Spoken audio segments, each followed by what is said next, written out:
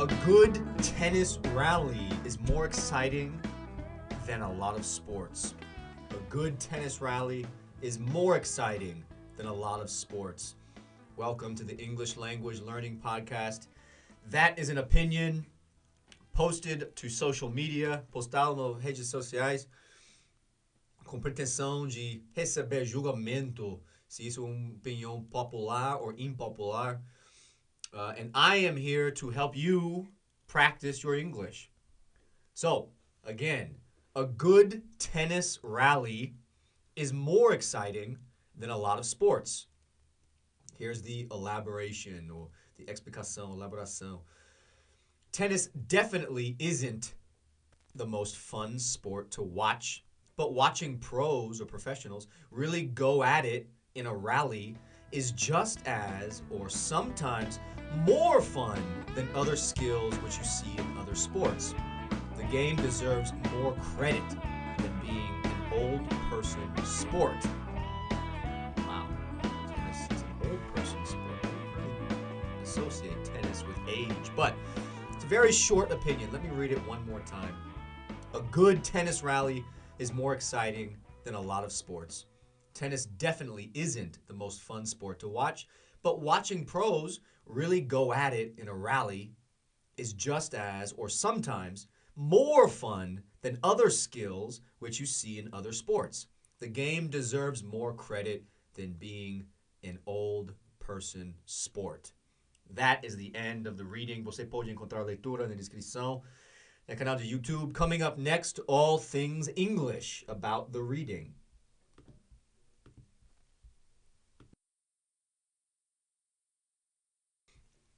A good tennis rally is more exciting than a lot of sports. A good tennis rally is more exciting than a lot of sports. Welcome to our next segment. That was the opinion that we read together. Você pode encontrar a leitura na descrição para todos os vídeos no YouTube. Now, all things English. This first word I had to learn in Portuguese. I did not know. Eu não sabia, não entendia essa palavra em português. Rally. R-A-L-L-Y, or epsilon. And again, this is not Halley. The R in English is like a bear. A rally. A back and forth action. Think of ping pong. Ping pong, ping pong. Think of tennis.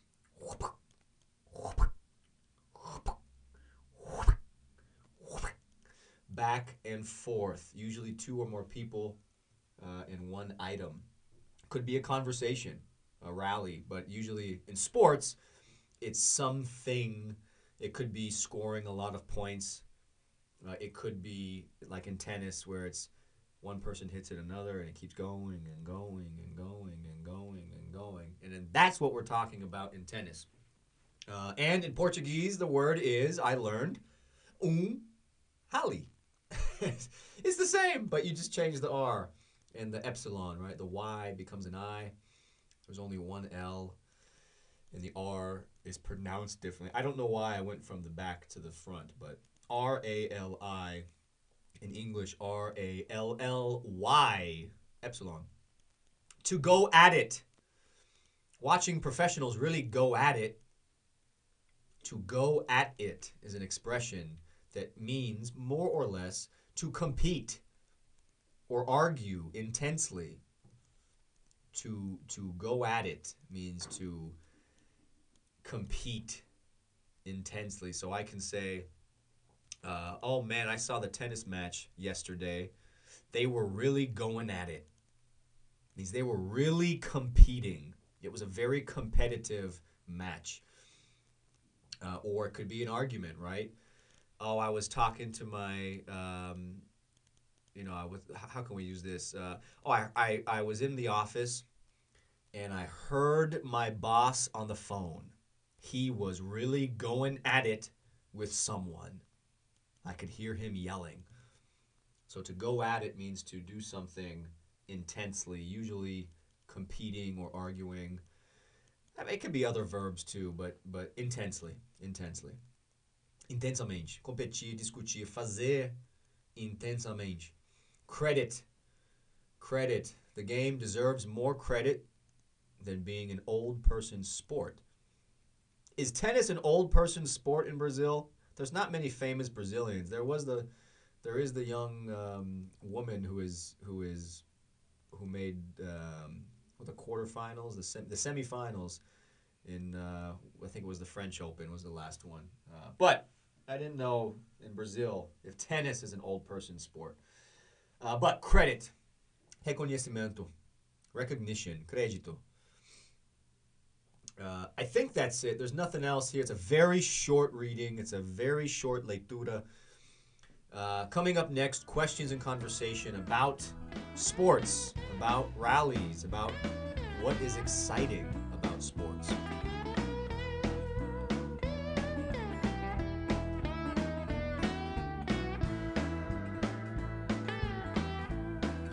A good tennis rally is more exciting than a lot of sports. That was the original opinion that we read. We read a very short explanation or elaboration. We did all the things in English. We reviewed some vocab. Now, question number 1. What is your favorite part or aspect of sports and competition? What is your favorite part or aspect of sports and competition? And I say sports and competition because people fight about what it means to be a sport. So we'll say competition as well. Or there could be things that are competitive that some people think that's not a sport. And then some people think that is a sport. So I'm using both words, okay? What is your favorite part or aspect of sports and competition? O seu parte ou aspecto favorito dos esportes e competição, concorrência. My favorite part. I think many Americans would say something like underdogs winning. Teams that you don't expect to win who do, in fact, win. If you watch the NBA, the Miami Heat, 8 seed or ranked number 8 in the playoffs, and they did great. It was fun to watch them because they were not expected to win. Also, they were visibly not as good. The quality of their team, the physical appearance was not the same. They didn't all look big, but it was fascinating to watch them compete because they were really doing better than expected. But what are my favorite parts or aspects of sports? Is it a tennis rally? I love a tennis rally. I love the sounds of tennis because you can hear people competing. Ah, huh, ah, huh, ah, huh. Basketball sounds for me. I love the sounds of feet, shoes on the basketball court, the squeaks. I love the sound of a ball bouncing. I love the sound of a ball hitting the net. I love all of that. But favorite part, I think, would be final moments. Final moments of a big, close, competitive, tense game. I love that. I love those moments because those moments feel unreal. They actually feel like stories and fairy tales being written in front of your eyes. Sometimes it doesn't happen in the most magical way, right? Sometimes you get a result that was largely expected, not the most entertaining. But sometimes you get a match or a game or a few minutes at the end where it feels magical. It feels like someone wrote a roteiro, right? They wrote a script, and that this is, my God, look at this, is the most, everything that's happening is the most, it's the most intense version, and with the moment or the opportunity to win or lose. I like that part too. What is your least favorite aspect or part of sports and competition? O seu parte ou aspecto menos favorito nos esportes de competição, concorrência. For me, it is not about the competition. It's about the dehumanization of athletes, right? Because to a fan, the game is very different than to a player. To To a player, it's a job, and it's a way to make a lot of money, particularly for people who come from not a lot of money. For fans, it's it might as well be a video game.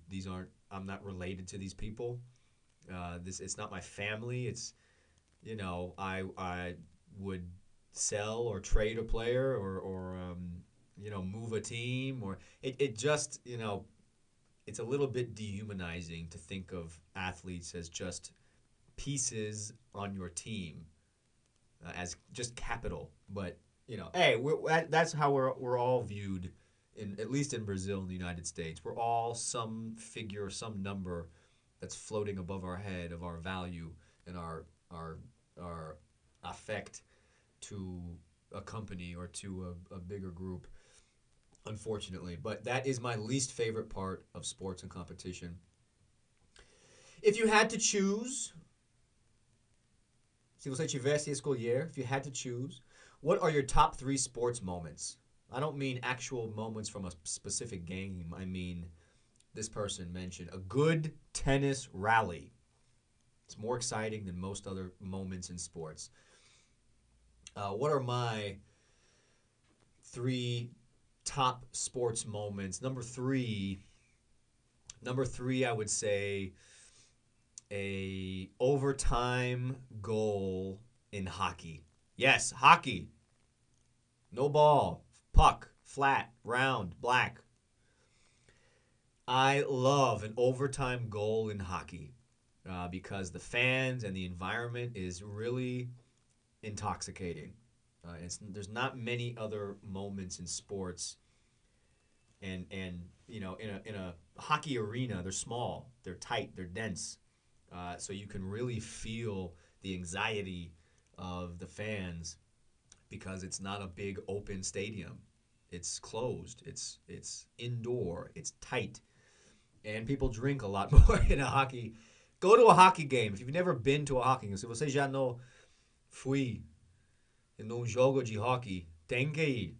Tem que ir. É um ambiente mais gostoso, mais animado em todos os esportes, eu acho. Number two, I would probably say a tense, high-pressure goal moment in football, in Brazilian football or European football, not American football. Again, there's something about the ambiente, the environment, that is much more intoxicating for football, especially European and Brazilian fans. There's something about an important moment of a goal being scored, someone scoring a goal in a football match that's not the same. Basketball is not the same, at least for most of the game, because you're scoring every play or every other play. There's a lot of baskets. In soccer, there's not a lot of goals. And, any particular goal just seems unlikely, improbable. And then it happens, and people lose their shit. They lose their mind. Number 1, game-winning shot in the playoffs, in Game 7, in basketball, or just any game-winning shot in basketball. It's my favorite sport. It's my favorite moment in any sport. It's the best that we have. Game 7, someone wins the entire series because of one basket. And the environment makes a difference too, because that is when basketball fans are the most animated or excited. So, se você tivesse escolher, o que são seus momentinhos no esporte topos? Os 3. Could be a goal in football, last second basket, long tennis rally, a beautiful serve in tennis. Could be a takedown in UFC. Could be a knockout in boxing or UFC. Could be a moment in F1. Oh, F1 has been not so great this year, but F1 could be very entertaining. At its best, it's not every race, but it's maybe not every season. But when you have a great moment in F1, it is amazing. High pressure. Finally, well, we got 2 more. Do you usually watch sports alone or with other people? How do you watch sports? Do you usually, this is your habits, not your preference, your habit. How do you usually watch sports? Alone or with other people? For me, I'm usually with other people, maybe not people watching. I'm usually at home. If I'm watching the NBA, the games are, 11 p.m. on a Monday. I'm not going out to a bar, and I don't know where to watch NBA games in my neighborhood, even if a bar were open. And if I didn't have work or a little girl at home, you know. So I usually watch on my computer and alone or, with someone in the room, but not watching the game. If it's a big game, if it's a Laker game, I put it on the big TV, and whoever's in the room, for better or worse, for them, they have to watch it with me. It's not common, though. Okay, next question. Oh, let's do that in Portuguese. Se você usualmente, normalmente, geralmente, assiste esportes sozinho ou com outras pessoas? The final question. Okay, so what is your preferred sports watching environment? O que é o seu ambiente de assistir esporte preferido? My favorite sports watching environment. I have to say, there could be two. Number one would be with a bunch or a lot of friends and fans of the same team in a fan sports bar. These are common in by Allianz, right? You could have people watching Palmeiras together.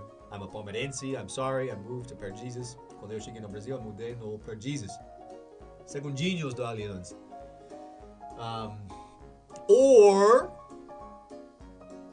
Or I'm looking at you, Roger Walls, watching a game, not my team, but another person's team, a friend, a good friend, who is a fan of the team. I like to watch my friends' teams lose. I love it because you can talk shit. You get to talk. You get to be obnoxious, chato. That's part of sports for me. I like that. There needs to be competition among fans and friendly abuse of your friends' teams when they lose. I wish que tivesse relegação in esportes americanos. Oh my God, if I could watch the Boston Celtics get relegated, that would be maybe better than watching the Lakers win. Watching the Celtics get relegated to the NBA, G League. That's it. That's all we got. Why does this matter to Brazil? It doesn't. Does it matter to you? Maybe. This is the English Language Learning Podcast. Thanks for listening.